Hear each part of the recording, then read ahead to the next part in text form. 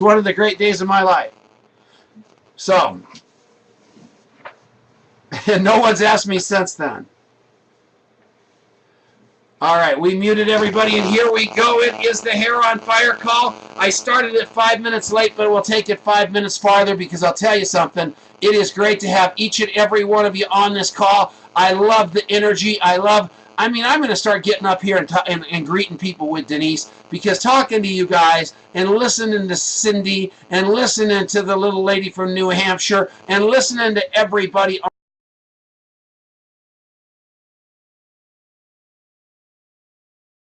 on this call, and that is so beautiful and so fun, and I love this business, and I love you guys, and I'm going to tell you, we can do this, each and every one of us. And yesterday I was reading some leadership tips. Remember, if you can dream it, you can do it. Who said that? Not Tom Chenault, Walt Disney.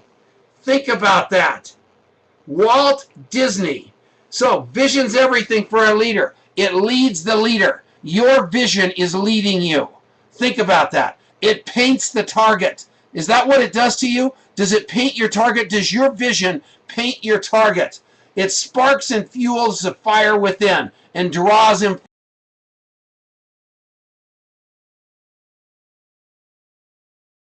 forward. And it's the fire lighter for others that follow that. That's why I said to Judd, I was getting ready for this call earlier, I said, Judd, put that fire in your voice, because fire equates to your vision. And Judd's business is going nuts this month, and I'm telling you something, it's because of the vision. Every one of us need that vision. A great leader's courage to fulfill his vision comes from passion, not position. You can only seize what you can see. Does that make sense to you? So you've got to learn this thing, you guys. You got to learn this copy shop interview. Marianne Niehaus has this copy shop interview down to an art. Dan Sutherland, a guy that didn't know this business, has got the copy shop interview down to an art. He's finally learned to ask the questions instead of trying to tell them answers to the questions they haven't even asked yet. So it's cool. Teachability. To keep leading, keep learning. If you want to teach this thing, if you want to learn the teachability, to keep leading, keep learning. It's what you learn after you know it all that counts. That didn't come from John Maxwell. That came from John Wooden, the Hall of Fame basketball coach. So why do you keep growing in this business? And I swear I say this all the time, your growth determines who you are. Think about that. Your growth determines who you are.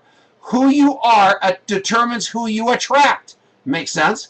Who you attract determines the success of your organization. Makes sense? And if you want your organization to grow, you have to remain teachable. Terry Lynn Mabbitt and Patty Arnold over there yesterday doing training videos. If they hadn't known what they were doing on the training videos, they could have never done it. They had to be teachable. They had to keep learning so they could keep leading.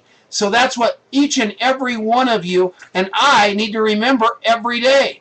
And then you have to remember the servanthood component. How do you do that? To get ahead, you have to put others first. I don't know what your destiny is going to be, but the one thing that I know, the ones among you who will be really happy are those who have sought and found how to serve. That came from Albert Schweitzer, for crimini's sake. You know who he is? That's an important guy. Why are these people thinking like that?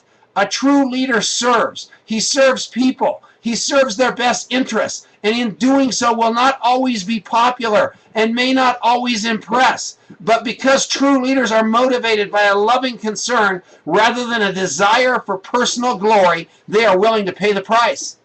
I might make you mad, but not because I'm trying to step on your head or control you. It is to try to help you serve your best interests. That's that simple. Be great servants. Self-discipline.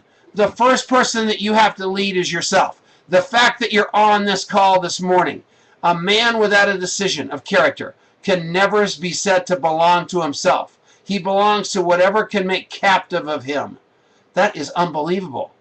A man without decision of character can never be said to belong to himself. He belongs to whatever can make captive of him.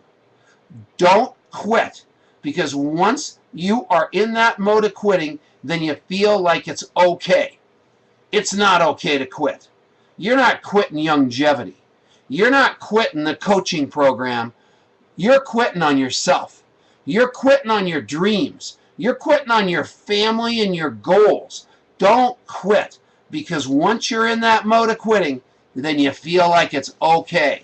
And I had a daughter. I've got a daughter who she quit everything in her life. And it was crazy. Courtney, you guys know Courtney, when she was a little kid. I went out and spent $300 on a lacrosse outfit. 2 days later, she quit lacrosse. I mean, somehow she got like it was okay to quit. And one day we had that big talk about that, saying, we're not going to start if you're planning on quitting. We're going to start this if you're planning on finishing. And I'm with you 100%, as long as your plan is to finish. You might quit in that process because something went wrong. I'm not telling you you can't quit, but I am going to tell you you have to plan to finish. And she got that, and she lived that, and now she's a straight A student in college, and she doesn't quit on herself anymore. And I have no idea if it was that talk or whatever it was. I like the thought of taking credit for it, just because that's me, but it probably wasn't. All right, let's see what else. Security, competence never compensates for insecurity. Competence never compensates for insecurity. No man will make a great leader who wants to do it all himself or get all the credit for doing it. That's Andrew Carnegie. Think about where you're standing here. If you aren't great enough to be able to have your team be greater than you are in network marketing, it's going to whip you. And that's the toughest part. Because people, you have got to live for people getting accolades. You've got to be absolutely ready to cheer when somebody makes managing associate in our business. You've got to be standing up and cheering, standing on the chair when they put in their first $300 order. And when that starts happening, and you're catching people doing things right, and you've got people running around and they're getting all the credit, and you should have gotten it, and you're literally happy because they got that credit, you know you have arrived in this business. Because I'll tell you what, competence never compensates for insecurity. You should, some of you, and you know who you are, should write that one down. Here's what Margaret Thatcher says about that. You don't follow the crowd, you make up your own mind. You don't follow the crowd, you make up your own mind. Words of encouragement from her own father. She stood for a conviction in leadership. She was the Iron Lady, elected 3 consecutive terms as Prime Minister. And she was the only British leader of modern era to achieve that great honor, because she was a servant leader who always paid it forward. Amazing stuff. Let's see what the next one is. We'll do one more. Responsibility. If you won't carry the ball, you can't lead the team. Success on any major scales require you to accept responsibility. Stop telling me how to do this. Start showing me how to do this by showing me what you do. Greg Arnold was with me yesterday, and he was kind of complaining. He was kind of chuckling because he said, Tom, because I was talking about the fact that I don't work very hard. And he took great exception to that. He said, Tom, you've made 4 calls since I was sitting with you. And that's it. I want to prove to Greg Arnold, who's on my top line and one of my great leaders, that I'm also playing the game as big as he is. I don't want him to have some resentment about him doing all the work and me getting all the money. Greg Arnold's got to know I'm in the foxhole with him. Are you on target when it comes to responsibility? When an archer misses the mark, he turns and looks for fault within himself. Failure to hit the bullseye is never the fault of the target. To improve your aim, improve yourself. I love those. So everybody, it's a great morning down here in River City. I hope you're having a phenomenal day. We are off to the races, and now I'm going to open the lines back up. Who's out there, and how are we doing? How's everybody doing out there? Oh, wait, I got to unmute the phone. Nice job, Tom. Okay, how are we doing, everybody?